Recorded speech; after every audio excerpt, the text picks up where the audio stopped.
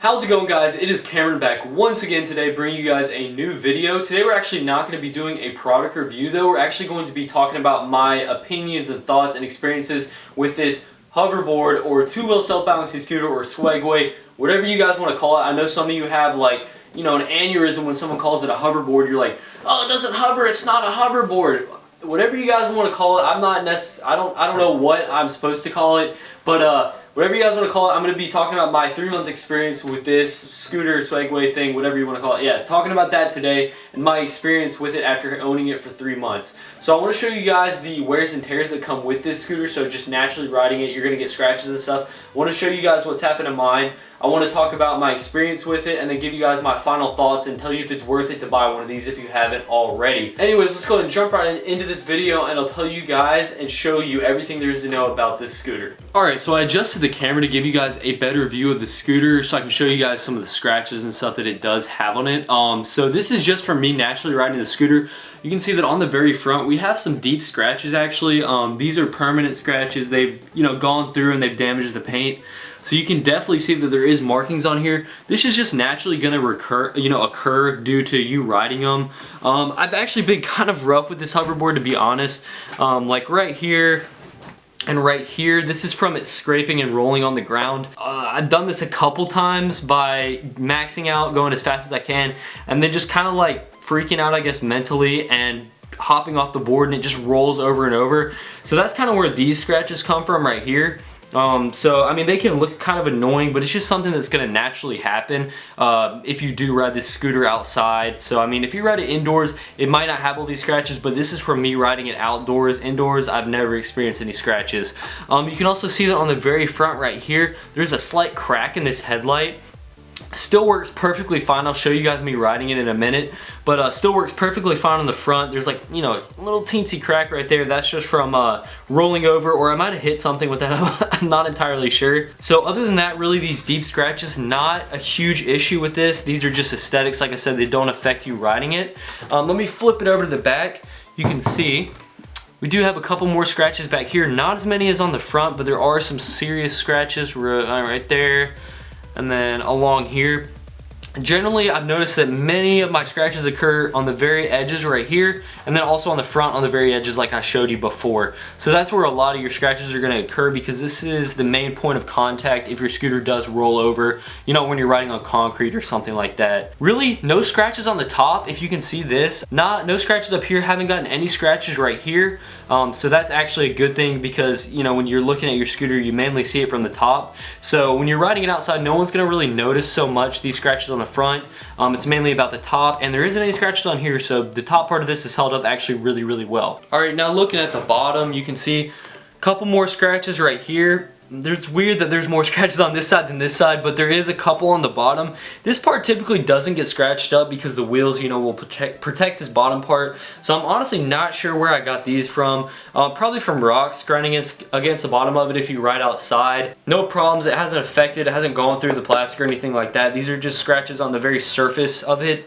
So that's why I think that it's maybe from rocks or something like that. But just a couple minor scratches, no big deal. Also, the power button still works just fine, as well as the charging pins. Haven't had any problems with those breaking. If I turn it on right here, you can see it still makes that noise and still works just fine. No issues with any of the axles on here. The axis, I guess, that it rotates on, haven't had a problem with that.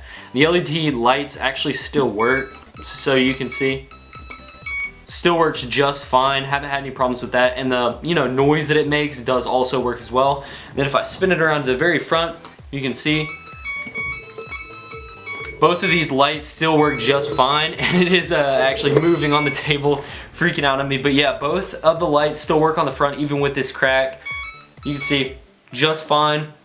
So even if it does get a little roughed up on the front, you're not going to have any problems with it, actually physically stopping working just because you're riding it regularly. So these natural scratches don't, affect the performance of the scooter, and it just works just as good as it did on day one.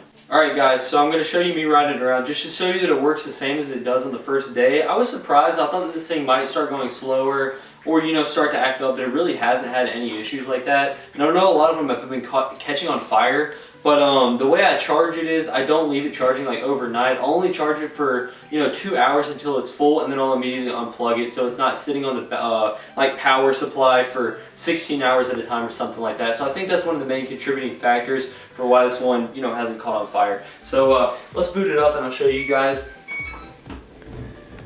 As you can see, LEDs still work perfect. If I take my weight off of them, they will turn off. So they work the same as when I first got it.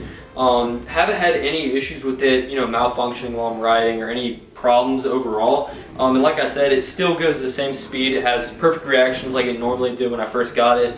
So really haven't had any problems. I'm just gonna ride it around to show you guys some of the demonstration of me on it. Still goes just as fast. Really haven't noticed any difference in the speed from when I first got it and now. So that's always a good thing.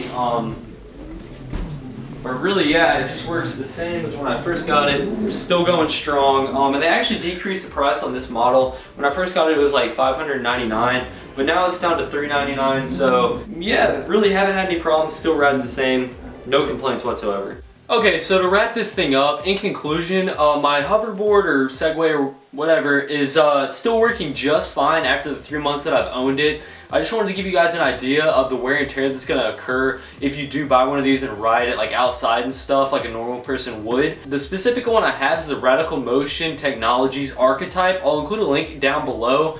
If you do want to like take a look and purchase one of these. This one hasn't caught on fire, so I guess this is a safe one. Haven't had any problems. No, like it hasn't heated up or anything like that, so I have no reason to believe that it would catch on fire. I know some of them actually do, but this one hasn't done it, and it doesn't look like it is going to, so I think this is one of the good ones. Yeah, in conclusion, this thing after 3 months still works just fine. No issues whatsoever besides natural wear and tear and scratches. So if you are looking to buy one of these, this one is definitely a solid one to pick if you do have the money to purchase one of these, because they are kind of expensive. This one's $3.99 on their website, so it's like in the middle of the road when it comes to these type of things. But if you want to buy one, link in the description down below. Alright guys, so if you did enjoy this video, make sure to subscribe to the channel. Also leave a like rating on the video, and also leave a comment if you have something that I can improve on. I'll upload tech videos and product reviews every week, so make sure to subscribe if you're into that kind of stuff. But really, other than that, I have nothing else for you guys. So thanks for watching, and I'll catch you guys in my next video. See ya.